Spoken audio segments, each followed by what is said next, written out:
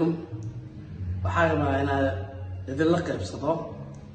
إبادة كعادي قبل كيران مجالات بلدوين بيبحث آدي أدو بدن فتحاده أيام قبل كاس آدي أدو قبصدي دad ka badan konton kun oo qof ayaa wax ka qaxday magaalada Balweyne qaab wax u qaxay geedaha hoostiisa qaarna wax u qaxeen magaalooyinka agtiisa dadkaas oo ka soo qaxay ganacsigooda guryahooda noloshooda maanta waxay hoos taagan yihiin geedo hoostiisa waxay ku haystaan ma jiraan meeshan waxaan ugu dayayaa ummadda Soomaaliyeed baa ugu dayayaa in la garab istaago oo wax alla wax u qaban karaan وقبطان Soomaalida waa isnaqaanaa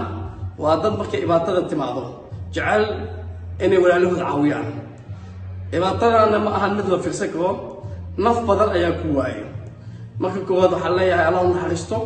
inta ku dhimatay oo nooga tagtay Allah naxariista baa leeyahay waalidkood samir ilaahay Allah ka siiyo ummadda Soomaaliyeedna samir ilaahay Allah ka siiyo inta la waasay yahay ilaahay hanoo soo celiyaayay nabad ah waxaa kaloo idin sheegaya ganacsatada Soomaaliyeed oo meel walba joogo dalka Soomaaliya oo joogana laftooda waxaan leenahay inay gacan ka qabsan doonaan insha Allah meelo badan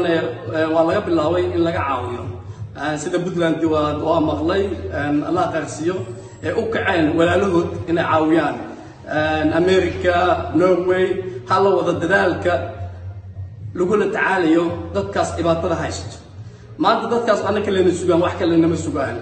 أنا أقول هذا يا مقعية يا مقع ذلك أكون ولا UK وحاول باقية community كله UK